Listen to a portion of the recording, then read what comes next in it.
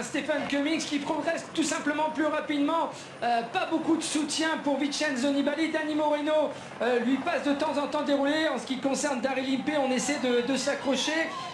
C'est bien parti pour Cummings, à moins d'une terrible défaillance. Je vois pas comment ce trio sera capable de revenir sur l'homme de tête.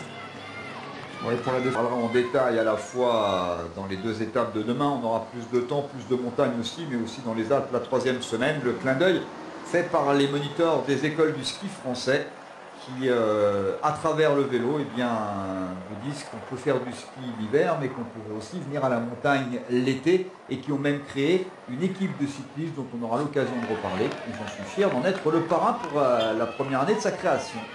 Et il n'y a dans cette équipe cycliste eh bien, que des moniteurs de ski qui font beaucoup de randonnées, mais aussi de cyclotouristes et de cyclosportifs, et qui feront ce week-end, ce dimanche, l'étape du Tour. Et les 4 coureurs que vous avez à l'avant, Steve Cummings seul, voilà le drapeau, le maillot auquel je faisais référence tout à l'heure, mais on le reverra tout au long des étapes de montagne. Dans le col, hein, franchement. Et 45 secondes d'avance pour Stephen Cummings. 45 secondes d'avance pour l'anglais. Oui, la montagne, ça vous gagne effectivement. Il faut vanter les mérites de la montagne en été avec cette initiative de France Montagne et des écoles du ski français. Il y a un tifo qui a été déployé dans ce virage du col d'Aspin, alors que Greg Van Avermaet, lui, est... Il reste 20 points aujourd'hui à attribuer sur le col du Val-d'Ouron. 10 au premier et Perrossourde également 10. Les deux cols sont en première catégorie, donc Thibaut Pinot pourrait bien tout à l'heure, à moins que Maïka ne continue sa chevauchée et que Pinot n'ait plus l'occasion de prendre le moindre point, mais Thibaut Pinot pourrait bien tout à l'heure être sur le podium à Bagnères de Luchon avec ce maillot blanc à Port-Rouge de meilleur grimpeur. Et là c'est le tifo géant de France Montagne pour la promotion de la montagne, et c'est bien fait à travers le vélo qui est omniprésent sur la montagne l'été, qui est l'activité principale. Et je rappelle qu'en altitude, eh bien, c'est sport et bien-être, un tifo géant qu'on verra sur les 7 grandes étapes de montagne du Tour de France, avec un peloton de 40 moniteurs de l'école de ski français qui sera le 22 sur la route entre le col des Saisies et le Bétet, et l'ensemble des moniteurs qui feront une haie d'honneur au Tour de France sur les Champs-Élysées, et qui d'ailleurs depuis cette année a une belle équipe cycliste, l'équipe Cyclist Time ESF, qui a brillé en terminant 2e sur la Time Megève et 3e sur l'Ardéchoise, ce qui permet de créer encore des cyclosportives aussi. Troisième du classement général. Ouais, c'est pas encore là, hein, quand même, le sommet. Il approche, il est là-haut.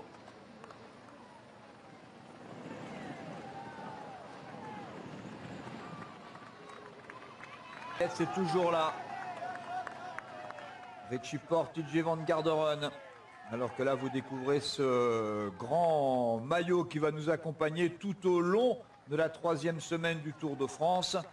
C'est un maillot que l'on doit à France Montagne et à l'ensemble des moniteurs de ski qui ont d'ailleurs une équipe désormais de cyclistes et qui, eh bien, à travers ce grand maillot, rappelle que la montagne, c'est l'hiver, la neige, c'est l'été, d'autres activités, le cyclisme en fait partie.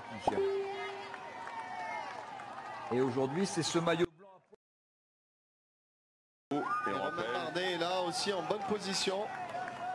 Les 10 premiers, les 11 premiers même du classement général sont présents dans le groupe maillot jaune, avec un magnifique tifo déployé par France Montagne et les écoles du ski français ici au sommet du Grand Colombier, comme d'ailleurs sur chaque étape de montagne.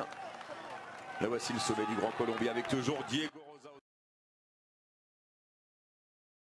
L'écart n'est plus que de 1,49. Alors qu'ici, eh bien, ce sont les saisies qui vous saluent, les moniteurs de ski et les guides qui ont conservé de la neige de cet hiver pour faire une piste. Et au moment où, eh bien, les coureurs approchent, ils vont skier tous ensemble. Il y a même des touristes qui sont là pour cette piste conservée en plein mois de juillet pour saluer le Tour de France. Et là où est Henri Sagné, eh bien, on aura une pensée aujourd'hui pour Gérard Prieur, qui est un grand amateur de ski, de vol à voile, mais surtout de cyclisme, et qui la semaine dernière est décédé alors qu'il faisait une sortie à vélo, victime d'une crise cardiaque. Messieurs de France Montagne, c'était eux. Voilà, France Montagne. Il y avait aujourd'hui Steven Thiollier, Franck Picard, Florent Payet, Martial Sadier, Nicolas Escudé, bien sûr, voilà, Antoine Deneria. Donc c'était plein de champions. Allez, au hasard, je tombe sur Franck Picard.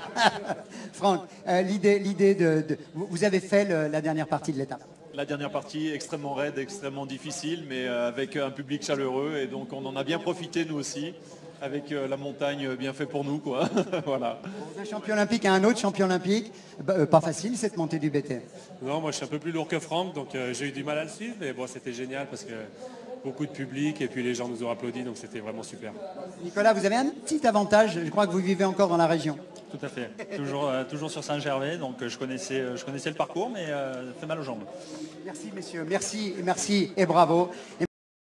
De faire venir Franck Picard parce qu'il vient de passer la ligne d'arrivée ici en vélo avec le peloton des ESF et de France Montagne. Alors Franck, lorsque les coureurs passeront par la station des saisies, votre station dans le sens de la descente cette fois, on va découvrir quelque chose d'inédit, je crois une piste qui a été enneigée. On va découvrir les images, alors ce sera tout à l'heure lorsque les coureurs y seront dans une petite heure, mais parlez-nous de cette opération.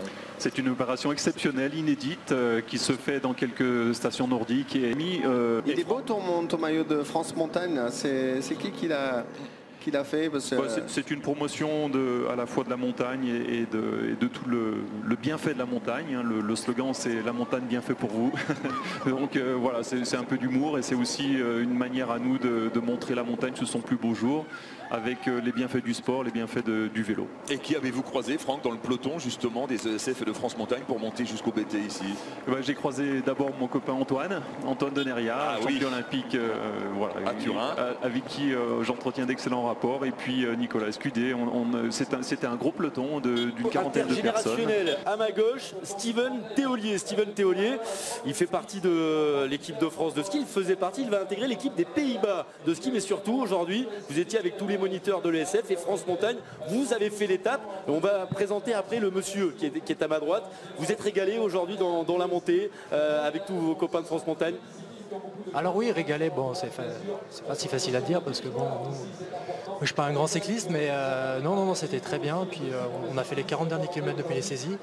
J'ai eu un petit souci de crevaison dans la descente, mais après ils m'ont attendu et ça s'est bien passé pour la montée. Ouais. Il y avait Franck Picard également avec vous, il y avait Antoine Deneria, si je dis pas de bêtises. Il y avait qui? Il y avait que des grands noms. Il y avait Jean-Christophe Perrault qui devait venir et qui n'est pas venu. Il a eu tort parce qu'il aurait vu gagner son pote Romain Bardet. Oui, je sais pas plus pour ça, mais oui, il y avait Franck et Tonio, et il y avait aussi Nicolas Escudé qui était là. Et voilà, on s'est régalé. Bon, après on fait un autre rythme tranquillou la montée, puis ça s'est bien passé. Alors à ma droite, ça a l'air de pleuvoir. Hein. Et la descente sera donc périlleuse. Hein. On rappelle, il y a 14 km 500 de descente, 17 km pardon, de descente d'abord jusqu'au pont de DG, et ensuite ils reprennent la route qui descend à Taninges.